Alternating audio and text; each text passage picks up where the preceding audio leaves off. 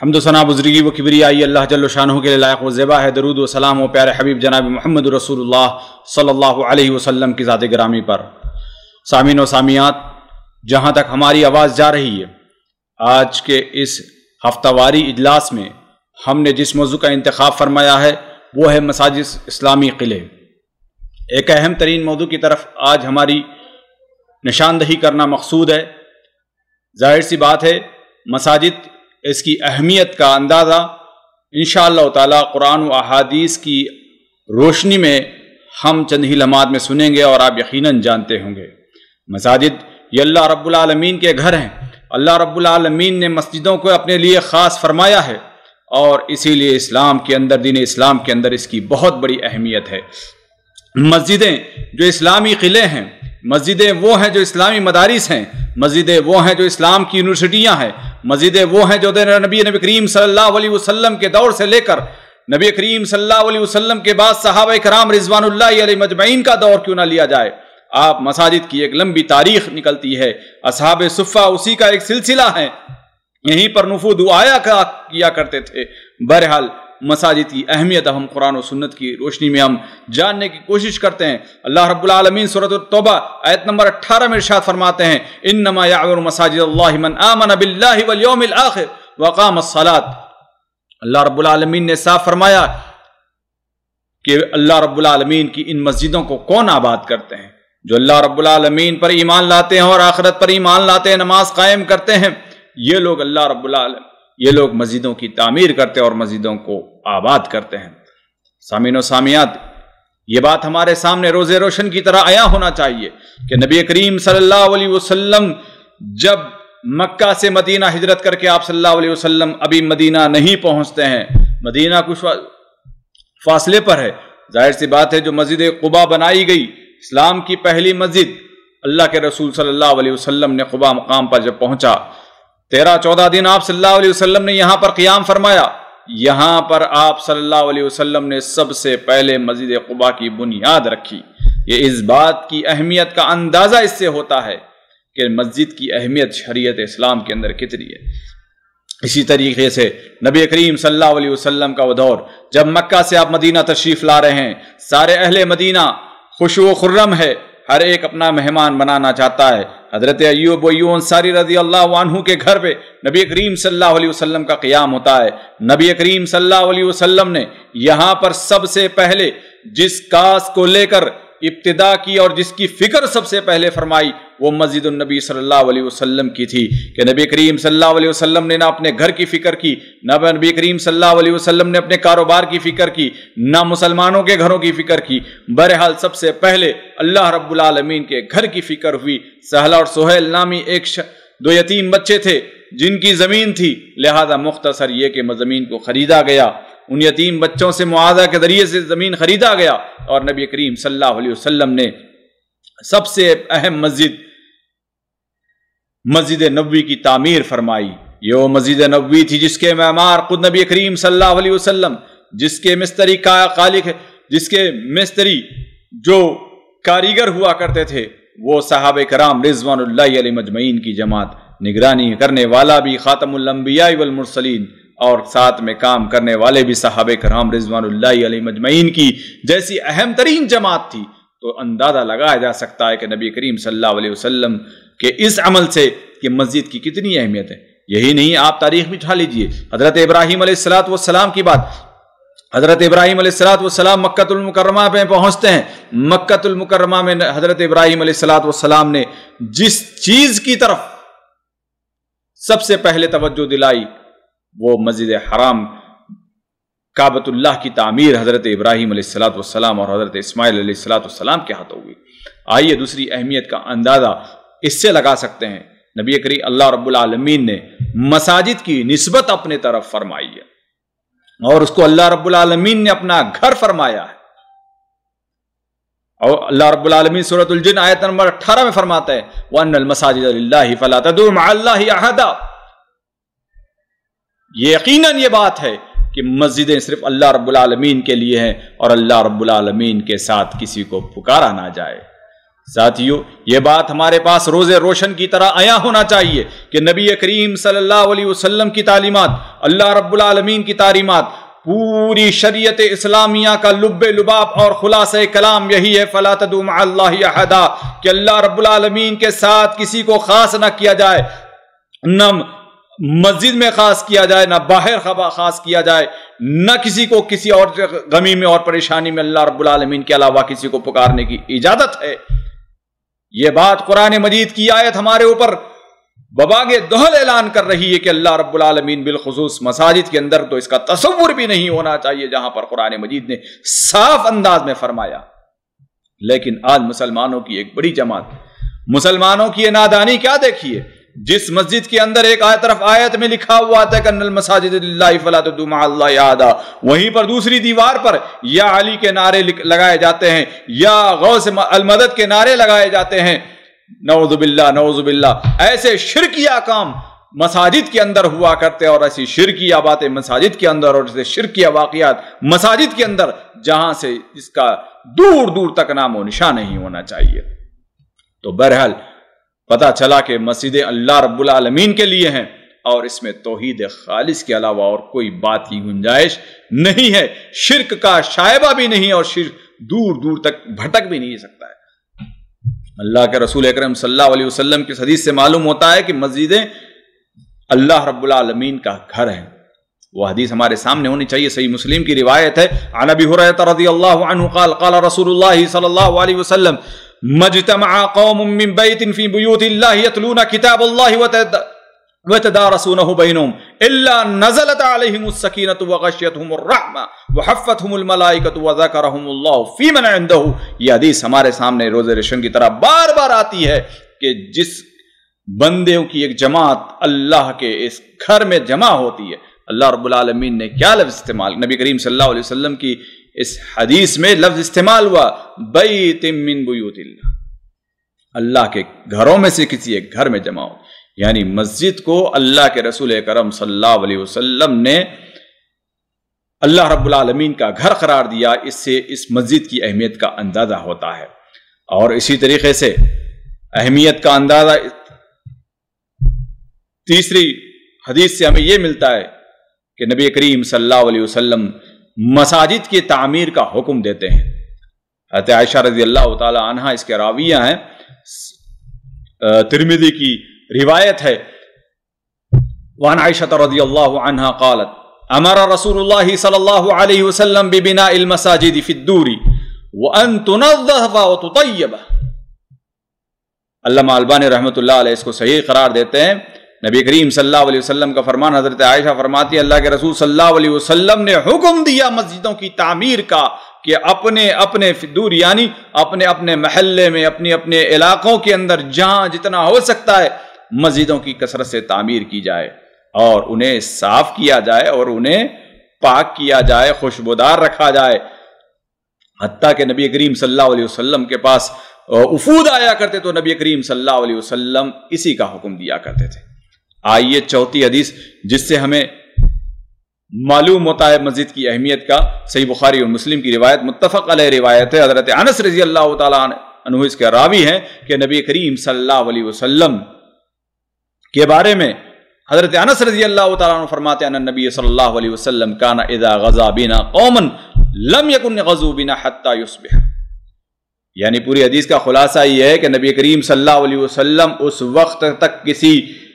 پر حملہ نہیں کرتے، اس وقت تک حملہ نہیں کرتے جب تک صبح نہیں ہو جاتی، اور صبح ہوتے ہوئے نبی کریم صلی اللہ علیہ وسلم اس بستی کا انتظار کیا کرتے تھے کہ کس سے بس بستی سے اذان آ رہی ہے یا نہیں آ رہی ہے۔ اگر بستی سے اذان کی آواز آتی ہے تو ظاہر سی بات ہے وہاں پر خون اور جان اور مال کی حفاظت کی ذمہ داری خود مسلمانوں کے ذمہ ہو جاتی ہے۔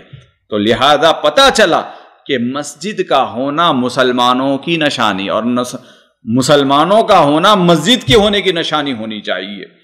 بنا مسجد کے مسلمان نہیں، اور بنا مسلمان کے مسجد نہیں ہو سکتی۔ اور اسی طریقے سے نبی کریم صلی اللہ علیہ وسلم کی ایک اور تاکیدی حکم سے جو پانچویں حدیث ہم پیش کرنے جا رہے ہیں مسجد کی اہمیت کے تعلق سے، نبی کریم صلی اللہ علیہ وسلم کا فرمان ہے، ابو درداء رضی اللہ تعالیٰ عنہ اس کے راوی ہیں، ابو داؤد اور سنن نسائی میں روایت موجود ہے، امام البانی رحمۃ اللہ علیہ اس کو صحیح قرار دیتے ہیں۔ نبی کریم صلی اللہ علیہ وسلم کا فرمان، سمعت رسول اللہ صلی اللہ علیہ وسلم یقول ما من ثلاثة في قرية ولا بدو ولا تقام فيهم الصلاة الا قد استحوذ عليهم الشيطان فعليك بالجماعة فانما يأكل الذئب والقاصية۔ اس حدیث کے کیا معلوم ہوتا ہے؟ نبی کریم صلی اللہ علیہ وسلم نبی کریم صلی اللہ علیہ وسلم کا تاکیدی حکم ہے اس بارے میں کہ آپ صلی اللہ علیہ وسلم تاکیداً فرماتے ہیں کہ اگر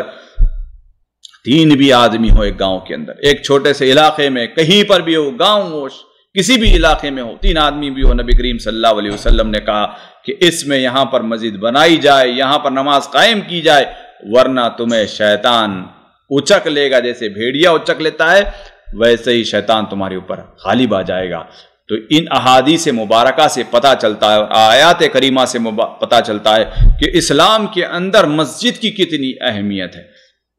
آئیے سامعین و سامعات، اور مختصر طور پر ہم مسجد کی کیا فضیلتیں ہیں اس کے تعلق سے بھی ہم کچھ قرآنی آیات اور کچھ احادیث سے ہم مسجد کی فضیلت کیا ہے، اس مسجد کی فضیلت کے اوپر اللہ رب العالمین اور نبی کریم صلی اللہ علیہ وسلم کی احادیث کیا بتاتی ہے۔ دیکھیں نبی کریم صلی اللہ علیہ وسلم کا فرمان صحیح بخاری اور مسلم کی روایت، متفق علیہ روایت ہے، اللہ کے رسول صلی اللہ علیہ وسلم فرماتے ہیں من بنا مسجدا یبتغی بہ وجہ اللہ بن اللہ لہ بیتا فی الجنہ۔ اگر کوئی اللہ رب العالمین کی رضامندی کی خاطر اگر کوئی مسجد بناتا ہے، اللہ رب العالمین اس کے لیے جنت میں گھر کی تعمیر فرما دیتے ہیں۔ سبحان اللہ، اگر ہمارا گھر، ہمیں اپنا گھر اس زمین کے اوپر ہی بناتے بناتے ہماری زندگیاں ختم ہو جاتی ہیں، لیکن ہمارا گھر بننے میں بڑی دقت ہوتی ہے، لیکن اللہ رب العالمین جنت میں گھر کی تعمیر کی گارنٹی دیتے ہیں۔ اب یہ کوئی ضروری نہیں کہ کوئی جامع مسجد ہی بنائے، کوئی ضروری نہیں ہے کہ کوئی بڑی عالی شان مسجد ہی بنائے، یہاں تک کہ اللہ رب العالمین نیتوں کو جاننے والے ہیں۔ حدیث کے الفاظ ہیں، نبی کریم صلی اللہ علیہ وسلم فرماتے ہیں کہ اگر کوئی کبوتر کے گھونسلے کے برابر بھی اگر کوئی مسجد بناتا ہے، یعنی مثال کے طور پر ایک اینٹ بھی رکھ دیتا ہے مسجد کے اندر صحیح صدق نیت سے، اللہ رب العالمین، بہت سارے واقعات ایسے ہیں، ایسے واقعات بہت سارے ہیں کہ اللہ رب العالمین نیتوں کے اوپر جتنی ایک مسجد پوری تعمیر کرنے والوں کو ثواب عطا فرماتے ہیں، اللہ رب العالمین اسی طریقے سے اگر کوئی ایک ٹوکری ریت یا ایک ٹوکری اگر سیمنٹ بھی اگر کوئی مسجد میں لگا دیتا ہے صدق نیت سے، اللہ رب العالمین اس کو بھی اتنا ثواب دیتے ہیں، کیونکہ نیت اگر صحیح ہوگی تو اللہ رب العالمین ایک اینٹ پر رکھنے کے باوجود تھوڑا سا تعاون کرنے کے بعد بھی اللہ رب العالمین ایک مسلمان کے لیے جنت کے اندر گھر کی گارنٹی دیتے ہیں۔ تو بہرحال، اور ایک حدیث میں نبی کریم صلی اللہ علیہ وسلم نے صدقہ جاریہ کی لسٹ بتاتے فرمایا، ابن ماجہ کی روایت ہے، ابو ہریرہ رضی اللہ تعالیٰ عنہ اس کے راوی ہیں، نبی کریم صلی اللہ علیہ وسلم فرماتے ہیں کہ اگر ایک بندہ مومن بندہ جب وفات پا جاتا ہے، اس کے اعمال صالحہ حسنات اگر اس کے کنٹینیو ہوتے ہیں تو اس کے بعد اگر کوئی اس نے علم پھیلایا تو اس کو ملے گا، کوئی ولد صالح ہے تو دعا کرتا ہے اس کے لیے، کوئی ترکہ چھوڑ کر گیا ہے، کوئی مصحف چھوڑ کر گیا ہے، اور اسی طریقے سے ایک لفظ استعمال ہوا اس میں او مسجدن بنا ہو، کہ اگر کوئی مسجد بناتا ہے تو اس کا ثواب بھی اس بندے کو مرنے کے بعد ملتا رہے گا۔ اور آگے آئیے تیسری حدیث مسجد کی فضیلت کے تعلق سے، نبی کریم صلی اللہ علیہ وسلم حدیث میں فرماتے ہیں کہ اگر کوئی بندہ، کوئی مسلمان بندہ اگر اپنے دل کے اندر مسجد کی محبت کو قائم اور دائم رکھتا ہے، اللہ کے رسول اکرم صلی اللہ علیہ وسلم کی صاف حدیث صحیح بخاری اور مسلم کی مشہور روایت ہے، ابو ہریرہ رضی اللہ تعالیٰ عنہ اس کے راوی ہیں، سبعۃ یظلھم اللہ فی ظلہ یوم لا ظل الا ظلہ، الامام العادل وشاب نشا فی عبادۃ اللہ عز وجل ورجل قلبہ معلق بالمساجد۔ یہ اس حدیث کا آخری ٹکڑا ہمارا استشہاد ہے، یہاں پر اس بات کی گواہی دیتا ہے کہ ورجل قلبہ معلق بالمساجد، ایسا انسان، ایسا مسلمان جس کا دلی لگاؤ مکمل طور پر مسجد کے ساتھ ہے، مسجد سے نکلتا ہے ایسے نکلتا ہے جیسے مچھلی سمندر سے نکل کر تڑپتی ہے اور یہ کوشش کرتی ہے کہ جتنا جلد ہو سکے اتنا جلد وہ اپنے پانی میں واپس ہو جائے، تو ایک مومن کا بھی دل اسی طریقے سے تڑپتا ہے کہ مسجد سے تو نکل گیا ہے مجبوریوں کی خاطر، دنیا کمانے کی خاطر، جو ضروریات زندگی ہے وہ پوری کرنے کی خاطر، لیکن میں یہاں ہوں، میرا دل مدینے والی بات کہ مارکیٹ میں تو بیٹھا ہے لیکن کوشش ہے، خواہش ہے کہ کب وقت ملے، کب فرصت ملے اور مسجد میں ہم چلے جائیں۔ جیسے ہی فرصت ملتی ہے دنیا کی جھنجھٹوں سے اپنے آپ کو نکال کر فوری طور پر اللہ رب العالمین کے گھر مسجد کے اندر آتا ہے، کبھی بیٹھتا ہے، نمازیں پڑھتا ہے، قرآن کی تلاوت کرتا ہے، ذکر و اذکار کرتا ہے، تھک گیا تو سو جاتا ہے، یعنی مسجد ہی مسجد وہ کرتا ہے۔ حتیٰ کہ علماء کرام ان لوگوں کو بھی شامل کیے ہیں اس زمرے کے اندر، وہ ایسے لوگ جو مسجد کی تعمیر کے اندر، وہ ایسے لوگ جو مسجد کی صفائی و ستھرائی کے اندر، ایسے لوگ جو مسجد کے سیانہ، مسجد کے مینٹیننس کے اندر لگے ہوئے ہوتے ہیں، انہیں دن و رات یہی فکر ہوتی ہے کہ مسجد کو کیسے خوبصورت بنایا جائے، مسجد کو کیسے صاف و ستھرا رکھا جائے، مسجد کو کیسے آرام دہ بنایا جائے۔ اس کا یہ مطلب نہیں کہ آدمی زیب و زینت کے اندر اتنا بڑھ جائے کہ نبی کریم صلی اللہ علیہ وسلم کی وہ حدیث کہ نبی کریم صلی اللہ علیہ وسلم نے جس میں منع فرمایا کہ قیامت کا قریب ایسے لوگ ہوں گے کہ لوگ اپنی اپنی مسجدوں پر فخر کرنا شروع کر دیں گے، نبی کریم صلی اللہ علیہ وسلم نے اس سے بھی منع فرمایا کہ کہیں ایسا نہیں ہو کہ فلاں محلے کی مسجد آپ کی ہماری مسجد سے بہتر ہے، ہماری مسجد ان سے بہتر ہے، ان کا مینارہ ہمارے مینارے سے لمبے ہے، یہ چیز ہمارے درمیان نہیں ہونی چاہیے۔ نبی کریم صلی اللہ علیہ وسلم نے اس کی بھی ممانعت فرمائی ہے۔ تو بہرحال جو میں نے حدیث پیش کی ہے، شاید میں نے ترجمہ پیش کیا نہیں پیش کیا، لیکن پھر بھی ہمارے سامنے اس کا ترجمہ ہونا چاہیے جس کی فضیلت کہ نبی کریم صلی اللہ علیہ وسلم فرماتے ہیں کہ 7 ایسے لوگ ہوں گے جو اللہ رب العالمین کے عرش کے سائے میں ہوں گے، جس دن کوئی سایہ نہیں ہوگا، سارے کے سارے پریشانی کے عالم میں ہوں گے، نفسا نفسی کا عالم ہوگا۔ اس نفسا نفسی کے عالم میں اگر اللہ رب العالمین کسی کو اپنے عرش کے سائے تلے جگہ عطا فرمائے گا، ان 7 اشخاص میں سے، ان 7 خوش نصیبوں میں سے ایک خوش نصیب وہ بھی ہوگا جس کا دل ہمیشہ اللہ رب العالمین کے گھر مسجد کی طرف لگا ہوا ہوگا۔ تو یہ اللہ رب العالمین نے اس مسجد کی فضیلت بتاتے ہوئے کہا۔ آئیے چوتھی حدیث نبی کریم صلی اللہ علیہ وسلم مسجد کی فضیلت کے بارے میں کیا فرماتے ہیں؟ نبی کریم صلی اللہ علیہ وسلم کا فرمان متفق علیہ روایت ہے، ابو ہریرہ رضی اللہ تعالیٰ عنہ اس کے راوی ہیں، آپ صلی اللہ علیہ وسلم فرماتے ہیں من غدا الى المسجد او راح اعد اللہ نزلا من الجنہ کلما غدا او راحا، کہ اللہ کے رسول صلی اللہ علیہ وسلم فرماتے ہیں کہ جو بندہ صبح و شام اللہ رب العالمین کے گھر مسجد کی طرف آتا اور جاتا ہے، اللہ رب العالمین بھی صبح و شام اس کے لیے مہمانی تیار فرماتے ہیں۔ سبحان اللہ، کتنی عظیم بات ہے کہ صبح و شام بندہ مسجد کی طرف جاتا ہے، اللہ رب العالمین اس کے لیے مہمانی کا انتظام فرماتے ہیں۔ یہ بھی ایک بہت بڑی فضیلت ہے۔ اس سے معلوم ہوتی ہے کہ نبی کریم صلی اللہ علیہ وسلم نے مسجد کی اہمیت بتائی۔ اسی طریقے سے مسجد کا اخذ کرنے والوں کے لیے قیامت کی ایک نرالی شان ہوگی۔ 5ویں حدیث نبی کریم صلی اللہ علیہ وسلم فرماتے ہیں، ابو داؤد کی روایت ہے، سنن ترمذی میں بھی موجود ہے، حضرت بریدہ رضی اللہ تعالیٰ عنہ سے نبی کریم صلی اللہ علیہ وسلم کا فرمان بشر المشائین فی الظلم الی المساجد بالنور التام یوم القیامہ۔ نبی کریم صلی اللہ علیہ وسلم فرماتے ہیں کہ تاریکی میں مسجد کی طرف چلنے والوں کے لیے خوشخبری ہے کہ قیامت کے دن اللہ رب العالمین انہیں نور تام مکمل نور عطا فرمائے گا۔ سبحان اللہ،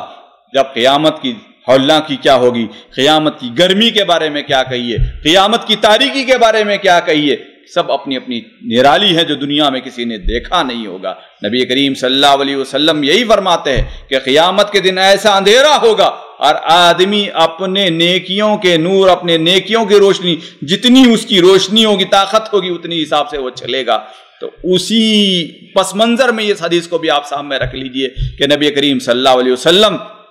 جو رات میں چلتے ہیں، مغرب میں بھی اندھیرا ہو جاتا ہے، عشاء میں تو اور اندھیرا، فجر میں تو بہت سارے گاؤں کے اندر یہ حدیث پر صادق آتی ہے کہ بہت سارے لوگ دور دراز علاقوں سے کبھی کبھی چلتے ہوئے آتے ہیں، گاڑیوں میں آتے ہیں، راستے میں بارش ہو رہی ہے، کسی بھی گڑھے کا امکان ہے، گاڑی سے بھی اگر آ جائے آج کے دور میں گرنے کا امکان ہے، پیدل آ جائے سانپ اور بیچھو کا امکان ہے، زہریلے کیڑوں کا امکان ہے، لیکن ان سب خطرات کو بالائے طاق رکھتے ہوئے ایک مومن بندہ، ایک مسلمان بندہ مسجد کی طرف اپنے قدم کو بڑھاتا ہے۔ اللہ رب العالمین اس کے لیے خوشخبری عطا فرماتے ہیں کہ اے بندے، تو آج تاریکی میں فجر کی نماز کے لیے پہنچتا ہے، اللہ قیامت کے دن تیرے لیے روشنی کا انتظام فرما دے گا۔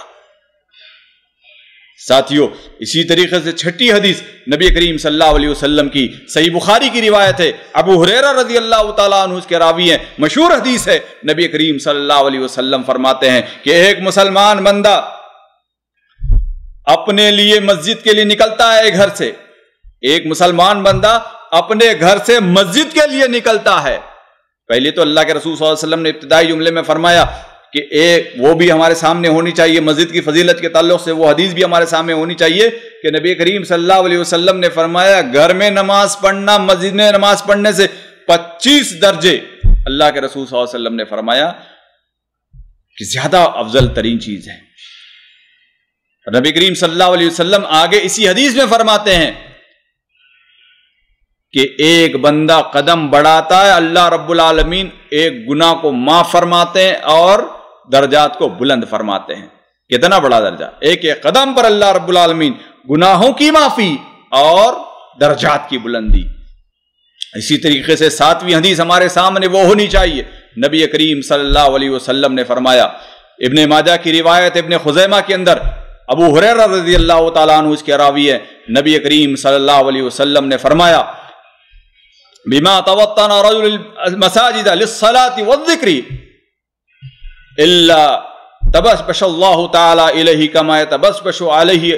اہل الغائب بغائبہم اذا قدم علیہم۔ یعنی نبی کریم صلی اللہ علیہ وسلم نے اس حدیث مبارکہ کے اندر ایک اہم چیز کی طرف اشارہ فرمایا جس کا ہم تقریباً کبھی کبھی مشاہدہ کرتے ہیں۔ بہت سارے لوگ ہیں جو مسجد کے اندر اپنی ایک جگہ فکس کر لیتے ہیں، منتخب فرما لیتے ہیں۔ نبی کریم صلی اللہ علیہ وسلم اسی چیز کی طرف خوشخبری دیتے ہوئے فرماتے ہیں کہ اگر کوئی بندہ اس طریقے سے یعنی مسجد میں اپنی کوئی جگہ فکس کر لے دیتا ہے تو اللہ رب العالمین اس کا استقبال ویسے ہی کرتے ہیں جیسے لوگ جو غائب ہو کر گھر میں آتے ہیں، تو اللہ رب العالمین اپنے گھر کے اندر اس بندے کا استقبال فرماتے ہیں۔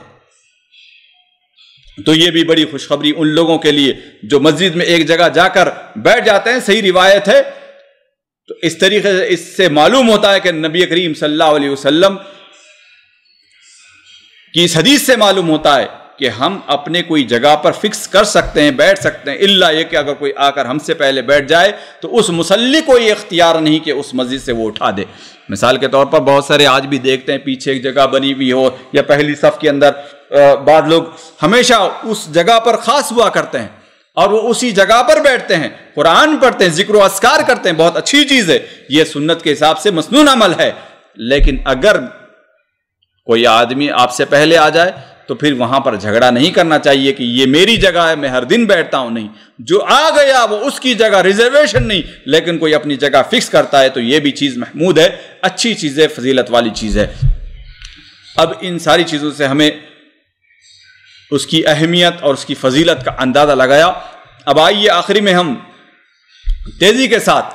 مسجد کے جو بنیادی آداب ہیں ان کی طرف ہم روشنی ڈالتے ہیں، اس کے بعد اپنے درس کو اختتام کو پہنچتے ہیں۔ تو اسی لیے چند منٹوں کے اندر ہم مسجد کے آداب کیا ہے تیزی کے ساتھ سننے کی کوشش کرتے ہیں۔ پہلا ادب نبی کریم صلی اللہ علیہ وسلم کی احادیث مبارکہ اور شریعت کا مطالعہ کرنے سے معلوم ہوتا ہے کہ نبی کریم صلی اللہ علیہ وسلم نے زینت اختیار کرنے، اللہ رب العالمین نے بھی مسجد کے اندر مسجد کو جاتے ہوئے زینت اختیار کرنے کا حکم دیا۔ نبی اللہ رب العالمین کا فرمان ہمارے سامنے ہونا چاہیے، اعوذ باللہ من الشیطان الرجیم، یا بنی آدم خذوا زینتکم عند کل مسجد۔ سورۃ الاعراف آیت نمبر 31 یہ موجود ہے کہ اللہ رب العالمین نے مسلمانوں کو حکم دیا کہ اے مسلمانوں کی جماعت، اے آدم کی اولاد، جب بھی تم مسجد کی طرف رخ کیا کرو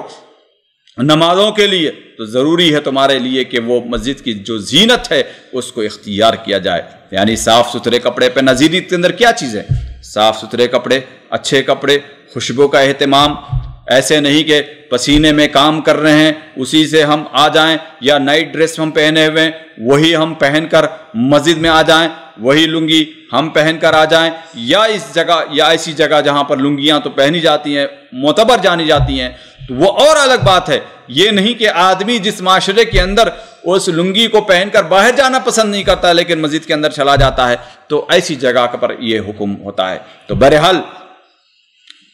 بدبودار کپڑوں سے، ان ساری چیزوں سے ہمیں بچنا چاہیے۔ ایک حدیث کا مطالعہ کرنے سے معلوم ہوتا ہے، سنن ابو داؤد کی روایت ہے، امام البانی رحمۃ اللہ علیہ اس کو صحیح فرماتے ہیں کہ نبی کریم صلی اللہ علیہ وسلم جس کے اندر جمعہ کے دن اپنے جو پیشے کے جو کپڑے ہیں، اپنے جو پروفیشن کے جو کپڑے ہیں، مثال کے طور پر محنت و مزدوری کرنے والے، اسپیشلی بلڈنگ کا لائن کا کام کرتے ہیں، ورکشاپوں میں کام کرتے ہیں، جس کی وجہ سے پسینے کی بدبو وہاں پر ہوا کرتی ہے، تو ایسی صورتوں میں یا مزرے کھیتوں میں جو لوگ کام کیا کرتے ہیں، اگر وہی کپڑے پہن کر مسجد میں تشریف لائیں گے تو ظاہر سی بات ہے سارے مسلمانوں کو، مسجد والوں کو تکلیف ہوگی۔ نبی کریم صلی اللہ علیہ وسلم نے اس سے منع فرمایا، اور خود نبی کریم صلی اللہ علیہ وسلم نے اس حدیث کے اندر جو سنن ابو داؤد کی ہے کہ اللہ کے رسول اکرم صلی اللہ علیہ وسلم نے فرمایا، اے مسلمانوں کی جماعت، نماز کے لیے، جمعہ کے لیے اپنے کام کے کپڑوں کے علاوہ دو کپڑوں کو الگ سے منتخب کیا کر لو، الگ رکھا کرو جو مسجد کے لیے کام آئے۔ یہ نہیں کہ کھیت میں بھی وہی کپڑے، ورکشاپ میں بھی وہی کپڑے، بلڈنگوں میں بھی وہی کام کرتے ہوئے وہی کپڑے، اور مسجد کے اندر بھی وہی کپڑے، ایسے نہیں ہونا چاہیے۔ کیونکہ مسجد اللہ کا شعار ہے، اس کا احترام ہمارے لیے ضروری ہے۔ اللہ رب العالمین نے قرآن مجید میں فرمایا، سورہ حج کی آیت ہے، ذالک ومن یعظم شعائر اللہ فانہا من تقوی القلوب۔ اگر اللہ سے متقی بننا چاہتے ہو، اللہ رب العالمین کی مسجدوں کا اہتمام کرنا چاہتے ہو، اللہ رب العالمین کی جو مسجد شعائر میں سے ہے اس شعائر کا اہتمام کرنا چاہتے ہو، تو ان ساری چیزوں کا اہتمام کرنا بھی ضروری ہے۔ آگے جو بتائی جا رہی ہیں، دوسری جو ادب اللہ کے رسول اکرم صلی اللہ علیہ وسلم کی احادیث مبارکہ سے پتہ چلتا ہے، نبی کریم صلی اللہ علیہ وسلم نے صاف فرمایا کہ جو لوگ کچی پیاز اور لہسن وغیرہ کھا کر آتے ہیں، کچی پیاز اور لہسن وغیرہ کھا کر آتے ہیں جس سے بدبو آیا کرتی ہے، جس کی بو سے مسلمانوں کو اور سارا فرشتوں کو تکلیف ہوا کرتی ہے، نبی کریم صلی اللہ علیہ وسلم نے اس سے منع فرمایا۔ صحیح بخاری اور مسلم کی روایت ہے، حضرت جابر بن عبداللہ اس کے راوی ہیں، فرماتے ہیں کہ نبی کریم صلی اللہ علیہ وسلم نے فرمایا، من اکل البصل والثوم والکراث فلا يقربن مسجدنا فان الملائکۃ تتعذى مما يتعذى به منه بنو آدم۔ نبی کریم صلی اللہ علیہ وسلم کا صاف فرمان کہ اگر کوئی پیاز لہسن وغیرہ کھائے تو ہماری مسجد کے قریب نہ آئے، کیونکہ جس چیزوں سے انسان کو تکلیف ہوتی ہے اس سے کہیں زیادہ تکلیف فرشتوں کو ہوتی ہے۔ یہاں پر ایک سوچنے کا مقام ہے۔ ہمارے بہت سارے ساتھی ہیں جو بہت ساری غیر ضروری چیزیں، اسپیشلی لوگ سگریٹ پی کر، بیڑیاں پی کر، گٹکے کھا کر، زردے کے پان کھا کر مسجد کے اندر تشریف لاتے ہیں، نہ جانے ان کے پاس یہ حدیث پہنچتی ہے یا نہیں پہنچتی ہے۔ نبی کریم صلی اللہ علیہ وسلم نے جہاں پر پیاز حلال ہے، جہاں پر لہسن حلال ہے، اس حلال چیز کے ہوتے ہوئے نبی کریم صلی اللہ علیہ وسلم اس سے منع فرماتے ہیں۔ تو جائے کہ جو چیز حرمت یا کراہیت کو پہنچتی ہے، جس سے انسان اور انسانیت کو نقصانیت پہنچتی ہے، بیڑی اور سگریٹ اور گٹکا اور تمباکو، یہ وہ ساری چیزیں ہیں۔ دنیا کا کون سا ڈاکٹر ہے جو اس کو حلال کہتا ہے؟ دنیا کا کون سا طبیب ہے، دنیا کا وہ کون سا حکیم ہے جو اس کو جائز قرار دیتا ہے؟ سب کے سب بڑے بڑے اس کے اوپر اعلانات لگے ہوئے رہتے ہیں کہ انسان کی صحت کے لیے یہ مضر ہے، نقصان ہے، لیکن اس کے باوجود بھی اس کی گندگی بدبو کو لے کر ایک نمازی اسپیشلی تعجب اور افسوس تو اس وقت ہوتا ہے جب ایک مسلمان پوری طریقے سے نماز کا اہتمام کرتا ہے، پورے طریقے سے روزے کا اہتمام کرتا ہے، افطاری کرتا ہے اللہ کا نام لے کر، اور افطاری کر کے ابھی 2-4 منٹ نہیں ہوتے ہیں نماز کا وقت آ جاتا ہے۔ ہم نے اپنی آنکھوں سے دیکھا ہے اور ہمارا سالانہ یہ تجربہ ہوا کرتا ہے کہ لوگ ابھی افطاری کیے 2-3 منٹ کے بعد کسی نے سگریٹ ہاتھ میں تھما لیا، کسی نے گٹکا ہاتھ میں تھما لیا، کسی نے پان ہاتھ میں تھما لیا، اور نہ جانے ایسے لگتا ہے کہ وہ 10 منٹ اس کی زندگی گزر ہی نہیں پائیں گے۔ اللہ کے بندے، اور جہاں پر ابھی 2-4 منٹ میں تمہیں نماز پڑھنی ہے، جس سے ایک مسلمان کو تکلیف ہوتی ہو تو فرشتے کو کتنی تکلیف ہوتی ہو کہ وہی منہ لے کر نمازی وہی منہ لے کر مسجد میں آ جاتا ہے اور نماز پڑھتا ہے۔ اللہ کی پناہ تو ہمارے تمام کو اس کا اہتمام کرنا چاہیے اور کوشش کرنا چاہیے کہ ہر مسلمان مسواک کا اہتمام کرے، اور مسواک کے ذریعے سے، کیونکہ صحیح بخاری اور مسلم کی روایت نبی کریم صلی اللہ علیہ وسلم فرماتے ہیں لولا ان اشق علی امتی لامرتهم بالسواک عند کل صلاۃ۔ نبی کریم صلی اللہ علیہ وسلم فرماتے ہیں کہ اگر مجھے امت پر خوف اور پریشانی کا خوف نہ ہوتا تو میں امت مسلمہ کو حکم دیتا کہ وہ ہر نماز کے لیے مسواک کا اہتمام کرے۔ یہ نبی رحمت کی رحمت ہے کہ نبی کریم صلی اللہ علیہ وسلم نے اس کو واجب نہیں قرار دیا۔ بہرحال آگے چلیے، وقت ہمارا کافی ہو رہا ہے۔ نبی کریم صلی اللہ علیہ وسلم کی اور ایک حدیث جس سے ہمیں مسجد پیدل چل کر آنے کا ثواب معلوم ہوتا ہے۔ نبی کریم صلی اللہ علیہ وسلم فرماتے ہیں، سنن ابو داؤد کی روایت ہے، امام البانی رحمۃ اللہ علیہ اس کو صحیح فرماتے ہیں، من غسل یوم الجمعۃ واختلى ثم بکر وابتکر ومشى ولم يركب ودنا من الامام فاستمع ولم يلغ كان له بكل خطوة عمل سنة اجر صيامها وقيامها۔ نبی کریم صلی اللہ علیہ وسلم فرماتے ہیں کہ اگر جمعہ کے دن کوئی جلدی سے تیاری کرتا ہے اور امام کے قریب بیٹھتا ہے اور قریب سے جا کر خطبہ سنتا ہے، اللہ کے رسول صلی اللہ علیہ وسلم خوشخبری دیتے ہیں کہ اس کے ہر قدم پر 1 سال نماز، 1 سال قیام اور 1 سال روزے کا اللہ رب العالمین ثواب عطا فرماتے ہیں۔ سبحان اللہ۔ تو اس حدیث میں جو استشہاد ہے کہ مسجد کی طرف اگر جانا ہے، پیدل چل کر جا سکتا ہے انسان، تو یہ بہت بڑی فضیلت کی چیز ہے۔ وہ انصاری صحابی کا بھی واقعہ ہمارے سامنے ہونا چاہیے کہ نبی کریم صلی اللہ علیہ وسلم نے انہیں خوشخبری دی تھی کہ تم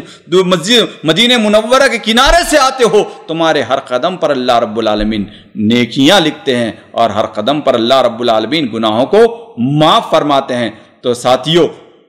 یہ ساری چیزیں ہمارے سامنے ہونی چاہیے۔ اسی طریقے سے بہت سارے آداب نبی کریم صلی اللہ علیہ وسلم نے بتائے کہ مسجد میں جلدی آنا چاہیے اور پہلی صف میں بیٹھنا چاہیے۔ اسی طریقے سے مسجد میں آتے ہوئے سکون سے آنا چاہیے، دوڑتے ہوئے نہیں آنا چاہیے۔ اور اسی طریقے سے نبی کریم صلی اللہ علیہ وسلم نے مسجد میں آتے ہوئے جو دعا کا ذکر کیا ہے اس دعا کا بھی اہتمام کرنا چاہیے۔ صحیح مسلم کی روایت ہے، نبی کریم صلی اللہ علیہ وسلم جب اسپیشلی فجر کے لیے آپ صلی اللہ علیہ وسلم نکلتے تو آپ صلی اللہ علیہ وسلم کی زبان مبارک سے یہ جملے ادا ہوا کرتے، اللہم اجعل فی قلبی نورا وفی لسانی نورا واجعل فی سمعی نورا واجعل فی بصری نورا واجعل من خلفی نورا ومن امامی نورا واجعل من فوقی نورا ومن تحتی نورا اللہم آتینی نورا۔ یعنی نور، یعنی پتہ چلا کہ مسجد ایسی ہے جہاں نور برتا ہے۔ اللہ کے رسول اکرم صلی اللہ علیہ وسلم اتنی اہمیت کے ساتھ اس دعا کا اہتمام کرتے ہیں۔ اور اسی طریقے سے 7ویں چیز جو آداب میں بتائی جاتی ہے نبی کریم صلی اللہ علیہ وسلم کے، نبی کریم صلی اللہ علیہ وسلم فرماتے ہیں، صحیح بخاری اور مسلم کی روایت ہے، ابو قتادہ سلمی رضی اللہ عنہ اس کے راوی ہے، نبی کریم صلی اللہ علیہ وسلم کا فرمان، اذا دخل احدكم المسجد فلا يجلس حتى يركع ركعتين۔ کہ نبی کریم صلی اللہ علیہ وسلم کا صاف فرمان، یہ آداب مسجد میں سے ہے کہ جب کوئی مسجد میں داخل ہو جائے تو جب تک نبی کریم صلی اللہ علیہ وسلم کے آداب، مسجد کے آداب میں سے کہ جب تک اگر کوئی مسجد میں داخل ہو جائے، جب تک 2 رکعت نماز نہ پڑھ لے، اس وقت تک اس کو بیٹھنا نہیں چاہیے۔ تو 2 رکعت تحیت المسجد جس کو کہا جاتا ہے، نبی کریم صلی اللہ علیہ وسلم نے اس کی اہمیت بھی جگہ جگہ فرمائی ہے۔ اور اسی طریقے سے 8ویں چیز جو مسجد کے آداب میں سے بتائی جاتی ہے، نبی کریم صلی اللہ علیہ وسلم کی وہ حدیث ہمارے سامنے صحیح بخاری اور مسلم متفق علیہ روایت ہے، حضرت عائشہ رضی اللہ تعالی عنہا، وہ بوڑھی عورت یا وہ کالی کلوٹی عورت جس کا واقعہ نبی کریم صلی اللہ علیہ وسلم پیش فرماتے ہیں، نبی کریم صلی اللہ علیہ وسلم کے دور میں ہوا وہ دل دہلانے واقعہ اور یا دل سوز واقعہ جو ہمیں بھی یاد رکھنا چاہیے۔ وہ کیا تھا؟ نبی کریم صلی اللہ علیہ وسلم کی مسجد نبوی کو ایک کوئی اور آدمی یا کوئی بہت نہیں بلکہ ایک کالی کلوٹی عورت، اس کا کام اس نے یہ سنبھالا تھا کہ مسجد نبوی کے اندر صفائی و ستھرائی کا کام کیا کرتی تھی، بلکہ مسجد نبوی کو صاف کیا کرتی تھی۔ کیا خوش نصیب عورت تھی جس کو اللہ رب العالمین نے جس کے قسمت کے اندر یہ لکھ دیا تھا، لیکن معاشرے کے اندر وہ غریب اور شریف مانی جاتی تھی۔ بہرحال ایک اچانک اس کا انتقال ہو جاتا ہے۔ صحابہ کرام رضوان اللہ علیہ مجمعین نے سمجھا کہ نہ یہ اتنی غریب اور شریف عورت ہے، اس کی کیا اہمیت نبی کریم صلی اللہ علیہ وسلم کے پاس ہوتی ہے، لہذا نبی کریم صلی اللہ علیہ وسلم کو جگانا، نبی کریم صلی اللہ علیہ وسلم کو بتانا یا نبی کریم صلی اللہ علیہ وسلم کو زحمت دینا صحابہ کرام رضوان اللہ علیہ مجمعین نے گوارا نہیں کیا۔ لہذا نماز جنازہ پڑھی اور دفن کر دیا۔ صبح ہوئی، نبی کریم صلی اللہ علیہ وسلم کی نگاہیں ڈھونڈ رہی ہیں اس کالی کلوٹیا عورت کو۔ سبحان اللہ، نبی کریم صلی اللہ علیہ وسلم کی شان عظمت تو دیکھیے، نبی کریم صلی اللہ علیہ وسلم کی شان رحمت تو دیکھیے کہ نبی کریم صلی اللہ علیہ وسلم کی نگاہیں اس بوڑھی اور اس کالی کلوٹی عورت کو ڈھونڈ رہی ہیں۔ کوئی امیر اور بادشاہ نہیں ہے، کوئی بڑا شہنشاہ نہیں ہے، کوئی مالدار، کوئی متولی اور کوئی صدر نہیں ہے۔ آج متولی نہ آئے، صدر نہ آئے تو ساروں کی آنکھیں نیچے سے اوپر ڈھونڈنا شروع ہو جاتی ہے، لیکن نبی کریم صلی اللہ علیہ وسلم کی نگاہیں وہاں تک، یعنی ایک غریب اور شریف ایسی عورت نہ جس کے پاس حسن و جمال تھا، نہ نام و نسب تھا، نہ حسب تھا، نہ مال تھا، نہ دولت تھی، کچھ نہیں تھا، لیکن اس کے باوجود بھی نبی کریم صلی اللہ علیہ وسلم اس کا خیال کرتے تھے۔ نبی کریم صلی اللہ علیہ وسلم کو جب پتا چلا کہ اس کا انتقال ہو گیا، نبی کریم صلی اللہ علیہ وسلم غصہ ہوئے۔ آپ صلی اللہ علیہ وسلم نے فرمایا کہ تم نے بتایا کیوں نہیں مجھے، تم نے بتایا کیوں نہیں؟ صحابہ کرام رضوان اللہ علیہ مجمعین دل میں یہ سمجھ رہے تھے، ہم تو سمجھتے تھے کہ اس عورت کا کوئی مقام نہیں نبی کی نظر میں، لیکن سبحان اللہ، نبی کریم صلی اللہ علیہ وسلم نے فرمایا کہ چلو مجھے اس کی قبر کی زیارت کرا دو، بتا دو دلونی، مجھے بتا دو اس کی قبر کہاں پر ہے۔ نبی کریم صلی اللہ علیہ وسلم صحابہ کرام رضوان اللہ علیہ مجمعین کے ساتھ مقبرہ پہنچتے ہیں، قبرستان پہنچتے ہیں، اور نبی کریم صلی اللہ علیہ وسلم کو بتایا جاتا ہے کہ یہ اس عورت کی، یہ اس کالی کلوٹی عورت نہ جس کا حسن و جمال، نہ جس کا حسب و نسب، جس کا کچھ نہیں ہے، نبی کریم صلی اللہ علیہ وسلم اس کی قبر پر پہنچتے ہیں۔ صحابہ کرام رضوان اللہ علیہ مجمعین، اجل صحابہ کرام، اکابر صحابہ کرام رضوان اللہ علیہ مجمعین کے ساتھ نبی کریم صلی اللہ علیہ وسلم نماز جنازہ پڑھتے ہیں، خود نبی صلی اللہ علیہ وسلم پڑھتے ہیں، صحابہ بھی پڑھتے ہیں، وہ صحابہ بھی پڑھتے ہیں جنہوں نے نماز جنازہ پڑھی تھی۔ یہاں پر مسئلہ معلوم ہوا کہ اگر ضرورت پڑے، اگر وقت مل جائے، ایک نہیں دوبارہ بھی نماز جنازہ پڑھی جا سکتی ہے۔ اور یہاں پر یہ مسئلہ بھی ثابت ہو گیا کہ اگر کسی کو نماز جنازہ میسر نہ ہو اور کوئی اہمیت کی حامل شخصیت ہو تو اس کی نماز جنازہ یا جو خاص ہیں کسی کے بھی، قبر میں بھی جا کر اس کی قبر پر نماز جنازہ پڑھی جا سکتی ہے۔ لہذا نبی کریم صلی اللہ علیہ وسلم نے اتنی اہمیت کیوں دی؟ اس کا کام کیا تھا؟ اس کا کام تھا، اس بوڑھی عورت کا یا اس کالی کلوٹی عورت کا کام مسجد نبوی کی صفائی کا کام تھا۔ تو سامعین و سامعات، ہمیں اندازہ لگایا ہوگا کہ کس طریقے سے، بہرحال وقت کافی ہو چکا ہے، ایک اہم باب اس کا رہ گیا تھا، انشاءاللہ تعالیٰ کسی اور موقع سے بھی اس کو تفصیل کے ساتھ بیان جا سکتا ہے۔ مسجد کا استعمال، کہ مسجد کا استعمال کیا ہونا چاہیے، ایک بڑا باب ہے، ایک اہم باب ہے کہ اس کے اہم بنیادی کام نماز ہے، ذکر و اذکار ہے، قرآن مجید کی تلاوت ہے، اور اس کے ساتھ ساتھ درس و تدریس کا کام اس میں ہونا چاہیے، اور سیرت کا مطالعہ اگر ہم کریں گے تو نبی کریم صلی اللہ علیہ وسلم نے مسجد نبوی کو بڑے وسیع پیمانے پر استعمال کیا۔ نبی کریم صلی اللہ علیہ وسلم کے دور میں جہاں پر یہ مسلمانوں کے لیے مسجد تھی، وہیں پر نبی کریم صلی اللہ علیہ وسلم کی عدالت عظمیٰ بھی تھی، پارلیمنٹ کے کام بھی یہیں سے لیا جاتے تھے، نبی کریم صلی اللہ علیہ وسلم کے اصحاب صفہ بھی یہیں رہا کرتے تھے، یہ ہاسٹل کا بھی کام دیا کرتا تھا، مریضوں کی تیمارداری بھی یہاں ہوا کرتی تھی، قیدیوں کو قید بھی کیا جاتا تھا، لہذا مسلموں کے ساتھ غیر مسلموں کا داخلہ بھی ہوا کرتا تھا۔ لہذا ایک لمبا باب ہے جو ایک الگ سے درس کا تقاضا کرتا ہے کہ مسجد کا جو مصارف ہے، جو اس کا استعمال ہے، کیسے ہونا چاہیے اور کتنی توسع ہونا چاہیے۔ انشاءاللہ تعالی کسی اور موقع پر بھی ان چیزوں کو بیان کیا جاتا ہے، لیکن خلاصہ کلام آج کے دور میں یہی ہے کہ مساجد، اس کی اہمیت کیا ہے، ہم نے بہت ساری احادیث سے اندازہ لگایا، قرآن مجید کی آیاتوں سے اندازہ لگایا، اسی طریقے سے مسجد کی فضیلتیں کیا ہیں، تقریباً 7-8 حدیثیں ہمارے سامنے آئیں کہ ان احادیث سے مسجد کی فضیلت کا اہمیت کا اندازہ ہوتا ہے، اور اسی طریقے سے مسجد کے آداب کا بھی ہم نے ذکر کیا کہ مسجد کے وہ کیا کیا آداب ہیں جنہیں ہمیں خیال کرنا چاہیے، اور اسی طریقے سے آخری لمحات میں ہم نے مسجد کا جو استعمال ہے اس کی طرف ہم نے تھوڑی سی روشنی ڈالی کہ مسجد کا استعمال کیسے ہونا چاہیے۔ تو لہذا ان ساری باتوں کا خلاصہ کلام یہ ہے کہ ہمارے پاس مسجد کا جب بھی کوئی کام آ جائے تو صف اول پر اس کو رکھا جائے، پہلے درجے پر اس کو رکھا جائے۔ مسجد کی تعمیر کا کام آ جائے، مسجد کے ٹیکنالوجی کا کام آ جائے، مسجد کا کوئی ٹیکنیکل مسئلہ پر پرابلم میں آ جائے، یا مسجد کا کوئی وکالتی مسئلہ پرابلم میں آ جائے، یہاں پر کوئی بھی کام آ جائے مسجد کا، تو لہذا یہی دماغ میں رکھنا چاہیے کہ اتنی اہمیتیں، اتنی فضیلتیں، اتنے آداب سننے کے بعد اگر کوئی مسجد کا کام ہمارے سامنے آ جائے تو من وعن سرے خم تسلیم، فوری طور پر ہمیں پہلی فرصت میں اس کا کام کرنا چاہیے۔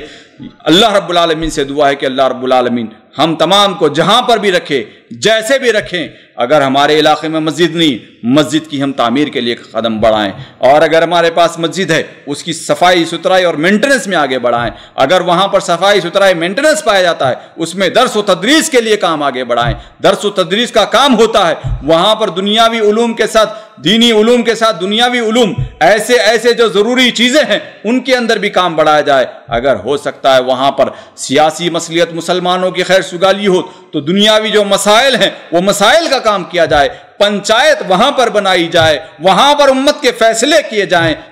کہ غیروں کے کوٹوں میں لے کر جا کر ہم اپنے فیصلے کریں۔ ہمیں چاہیے کہ ہمارا پنچ وہاں پر بیٹھے، ہمارے فیصلے مسجد کے اندر ہو، جہاں پر ہمارے نکاح مسجد میں ہوں۔ بہت ساری چیزیں ایسی ہو سکتی ہیں جو مسجد میں کی جا سکتی ہیں، تو لہٰذا درد مندانہ اپیل یہی ہے کہ مسجد کی اہمیت کو سمجھتے ہوئے یہ ساری چیزیں اپنی زندگی میں اپلائی کرنے کی کوشش کریں۔ دعا ہے کہ اللہ رب العالمین سب سے پہلے مجھے اس میں قدم بڑھانے کے اللہ رب العالمین توفیق عطا فرمائے، اور دعا ہے کہ جتنے لوگ سن رہے ہیں اور سنا رہے ہیں اللہ رب العالمین ہم سب کو اس کی توفیق عطا فرمائے۔ اللہ رب العالمین جتنے لوگ مسجدوں کے اندر کام کریں اللہ رب العالمین ان کی ساروں کی پریشانیوں کو دور فرما دے، اور جو لوگ مسجد کا غلط استعمال کر رہے ہیں یا مسجد کا استحصال کر رہے ہیں، متولی ہیں، صدر ہیں، یہ بھی ایک الگ باب ہے جس کو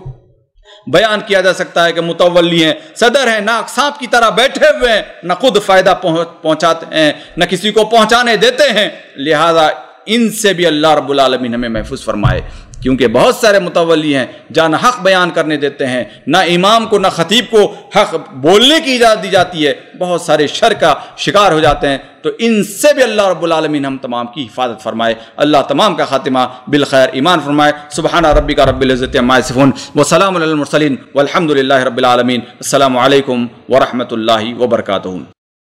سامعین کرام، ہمارے علمی اور عوامی دروس اور سوال و جواب کی مجلسوں سے آپ خود بھی مستفید ہوں اور اپنے دوست و احباب کے ساتھ بھی شیئر کریں۔ عین ممکن ہے کہ آپ کے شیئر سے کسی کی اصلاح اور آپ کے لیے صدقہ جاریہ بن جائے۔ واٹس ایپ پر اسلامک میسج حاصل کرنے کے لیے نمبر نوٹ فرمائیں: یعقوب عزیز 00966 5089599707۔ واٹس ایپ سوال جو آپ گروپ میں ایڈ ہونے کے لیے نمبر نوٹ فرمائیں: عبدالسلام عمری 00966 502627 نمبر بھیجتے ہوئے نام اور پتہ ضرور لکھیں۔ اسی طرح ہمارے یوٹیوب چینل اسلامی دعویٰ کو ضرور سبسکرائب کریں تاکہ ہماری ہر نئی اور اہم ویڈیو کی اطلاع آپ کو فوری حاصل ہو جائے۔ تمام دروس، مقالات اور سوال و جواب سیریز کے لیے ہماری مشہور ویب سائٹ www.islamidawah.com کا مشاہدہ کرتے رہیں۔ السلام علیکم ورحمۃ اللہ وبرکاتہ۔